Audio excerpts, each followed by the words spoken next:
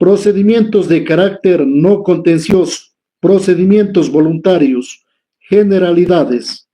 Las pretensiones que por su naturaleza o por la razón del estado de las cosas que se deben resolver sin contradicción se sustanciarán a través del trámite reservado para los procedimientos voluntarios.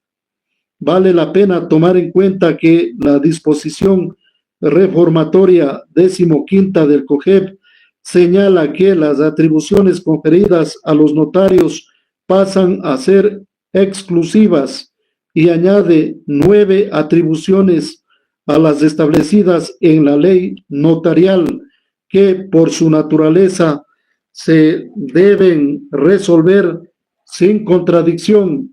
Por ello es recomendable previamente a iniciar un procedimiento voluntario revisar si el pedido que se formulará en la solicitud no es una de las atribuciones que en forma exclusiva y por lo tanto excluyente de la competencia de los jueces deben solicitarse a un notario público.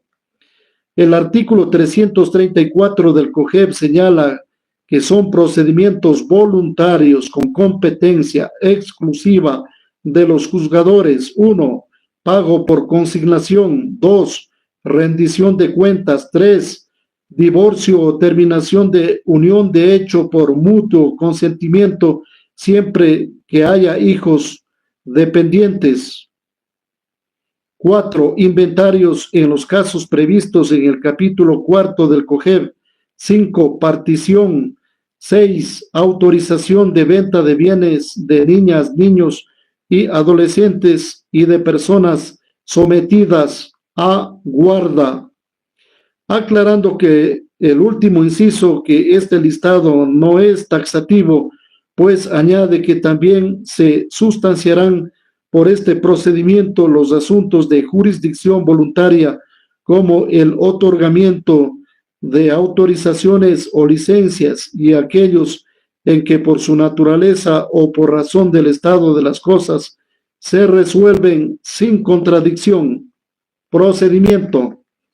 La solicitud no se dice demanda.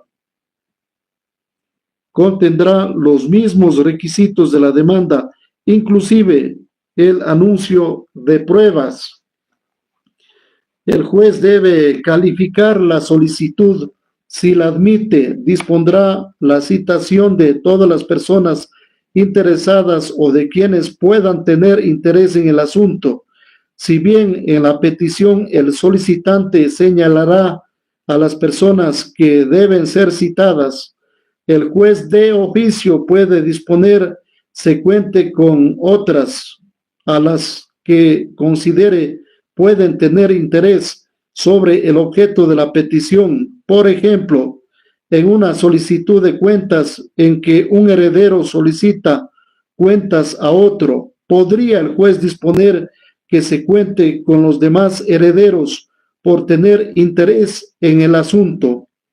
En este caso, previo a calificar la solicitud, el juez deberá solicitar que se amplíe la petición inicial en tal sentido. Las personas citadas pueden oponerse o no a la solicitud. De no oponerse, el juez convocará a audiencia en el término no menor a 10 días ni mayor a 20 días siguientes a la citación. En la audiencia se escuchará a los concurrentes y se practicarán las pruebas anunciadas en la petición que sean pertinentes. Creemos que previo a la práctica de pruebas en aplicación del principio de uniformidad, el juez debería abrir un debate probatorio para definir su pertinencia. A continuación, en la misma audiencia, el juzgador aprobará o negará lo solicitado. Si las personas citadas o cualquier otra que se acredite interés jurídico en el asunto quisieren oponerse, tendrán que hacerlo por escrito hasta antes de que se convoque a la audiencia. Esto es hasta 10 días después de la citación. La oposición deberá cumplir los requisitos de la contestación a la demanda, inclusive deberá contener el anuncio de pruebas. Naturalmente, en la oposición podrán plantearse excepciones previas. El juez deberá inadmitir la oposición cuando sea propuesta sin fundamento o con el propósito de retardar el procedimiento. En los demás casos se entenderá que ha surgido una controversia que deberá sustanciarse por procedimiento sumario y se tendrá a la solicitud inicial como demanda y a la oposición como contestación a la demanda. En este caso, la o el juzgador concederá a las partes el término de 15 días para que anuncien las pruebas, hecho lo cual se convocará a la audiencia. Resulta extraño que el legislador insista en el anuncio de pruebas si ellas ya fueron anunciadas en la solicitud y en la oposición, ya que por expresa disposición de la ley, estas deben cumplir con los mismos requisitos de la demanda y la contestación que, como todos sabemos, incluyen tal anuncio. No obstante, de existir controversia, se da una nueva oportunidad, ahora sí, a las partes procesales, pues ya se trata de un procedimiento contencioso para que anuncien nueva prueba centrada en el objeto de la controversia. En cuanto a los recursos, serán apelables la providencia que inadmita la solicitud inicial y la resolución que la niegue, es decir, aquellas que admita la solicitud es inapelable, al igual que la resolución que la acepta. Cabe advertir que estos recursos se refieren solamente al caso en que no hubo oposición a la solicitud inicial, puesto que si la hay, el procedimiento se rige por las normas del procedimiento sumario. Las demás providencias que se pronuncien durante el trámite en caso de que no hubiere oposición solo serán susceptibles de aclaración, ampliación, reforma y revocatoria. A continuación pasamos a revisar las normas de los procedimientos voluntarios que en forma expresa desarrolla el código.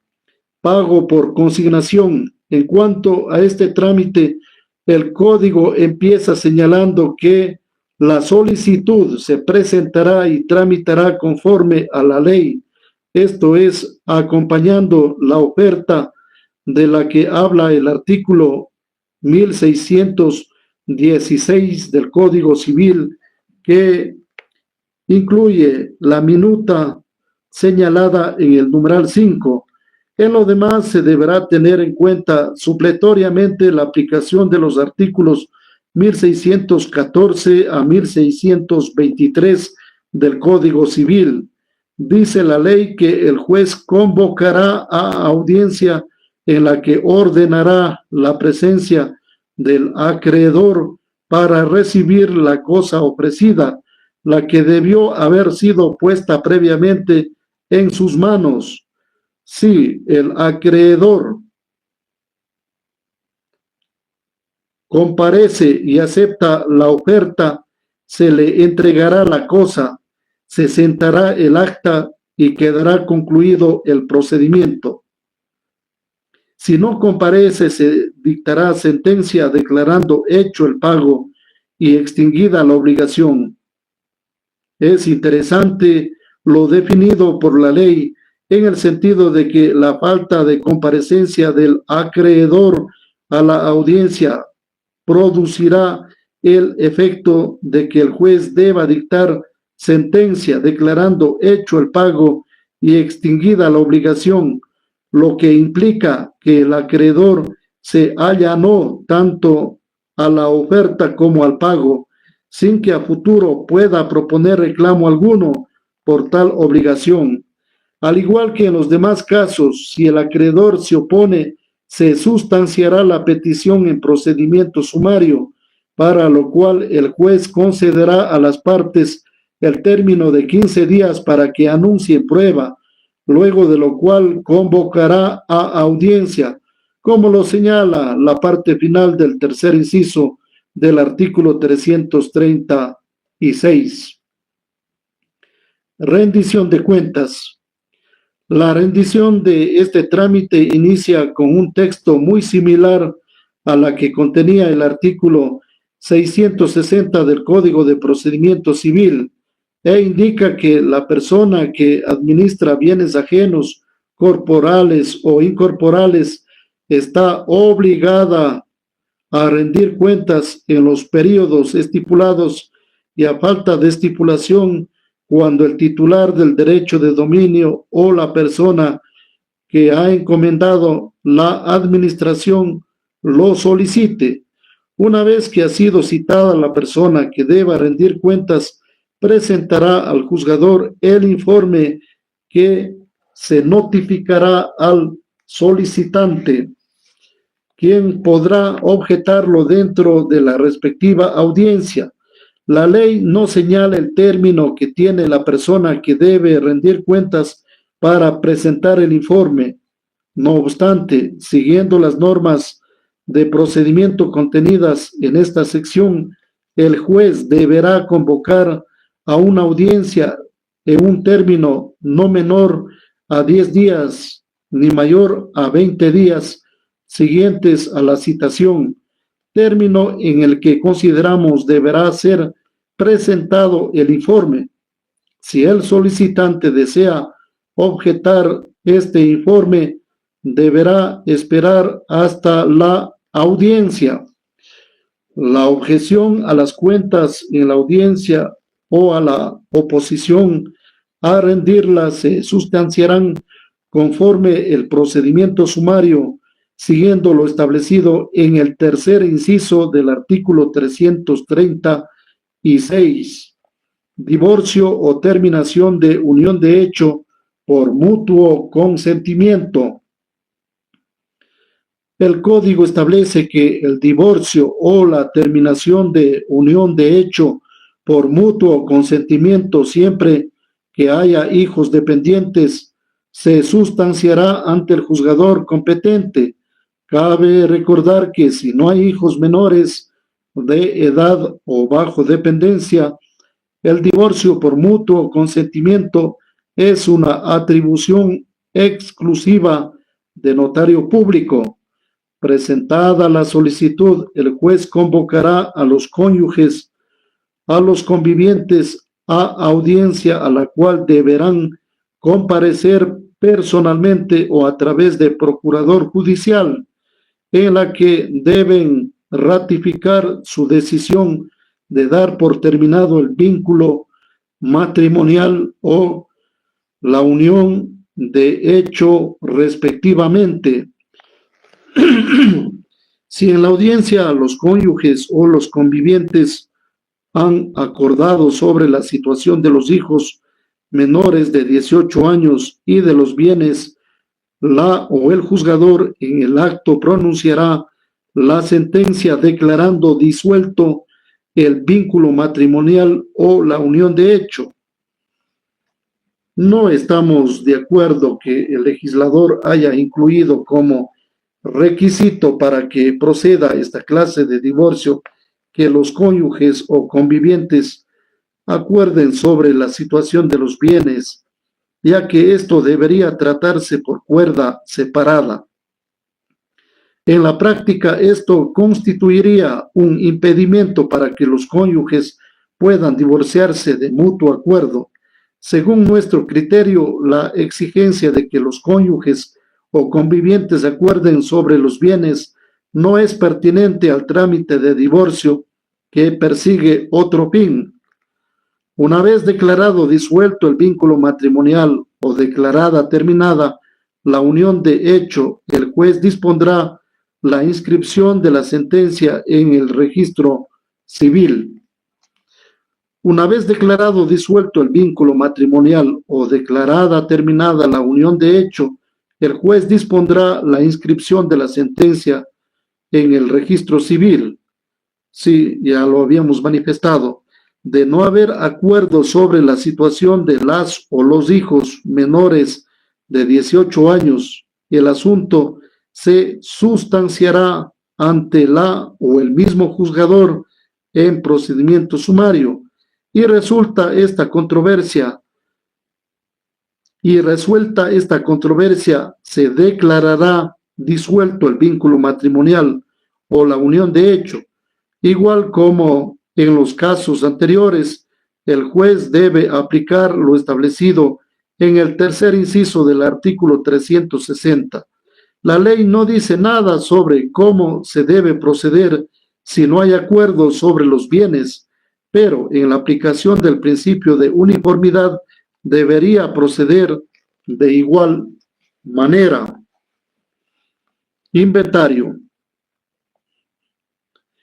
En esta parte el código repite lo que regulaba los artículos 629 a 638. El Código de Procedimiento Civil se elimina la posibilidad de que el juez pueda disponer la formación del inventario de oficio.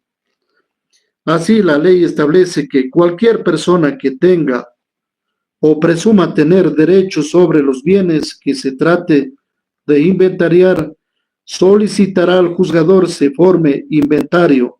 El actor debe distinguir si su demanda la plantea ante un juez de familia o ante un juez de lo civil, dependiendo si los bienes a inventariarse provienen de la sociedad conyugal o de una sucesión, o si están en copropiedad por motivos distintos a las relaciones de familia. Admitida la solicitud, el juzgador designará al perito para que proceda a su formación y avalúo en presencia de los interesados. Cuando se trate de bienes sucesorios, se citará a las personas referidas en la ley. Si en el inventario existen bienes que se encuentran en poder de terceros, el juzgador dispondrá que estos sean citados. Los terceros citados se encuentran obligados a prestar todas las facilidades al perito. Resulta importante advertir que, por disposición expresa de la ley, el juzgador del inventario lo será también de la partición. Luego, el código regula lo relativo al contenido del inventario, el inventario solemne, la exoneración de inventario solemne. En cuanto al trámite presentado el inventario, el juzgador trasladará a todos los interesados y simultáneamente convocará a la audiencia. En caso de que no existan observaciones ni reclamos sobre la propiedad de los bienes incluidos en el inventario, este se aprobará en la misma audiencia. La sentencia causará ejecutoría. Cualquier observación u objeción al inventario negativa de terceros a permitir el examen y tasación será considerada como oposición. Esta se sustanciará por el mismo juzgador que dispuso la formación del inventario en procedimiento sumario.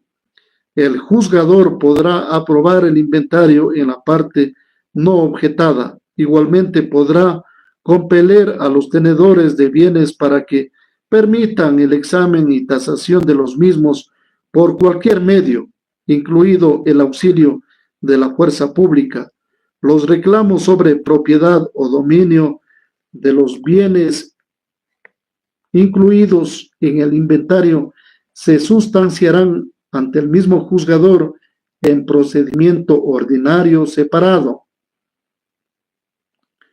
Partición y autorización de venta de bienes de niñas, niños y adolescentes y de personas sometidas a guarda.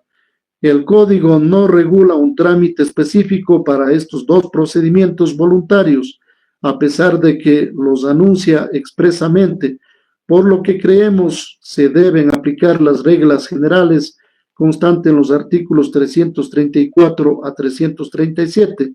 Consideramos que, en cuanto a la partición, fue una grave omisión del legislador no dictar disposiciones especiales de procedimiento, siendo un asunto tan común e importante, tal como existía en el Código de Procedimiento Civil, por lo que, de manera supletoria, deberá aplicarse lo establecido en los artículos 1338 a 1369 del Código Civil.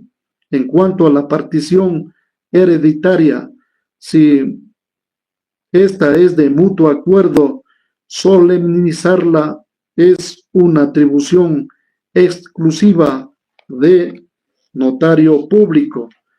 Amables amigos internautas, hemos presentado el procedimiento monitorio y procedimiento voluntario que lo hemos tomado de la obra Manual Práctico y Analítico del doctor Ernesto Guarderas Izquierdo, abogada María Belén Cañas, abogado Ricardo Hernández González.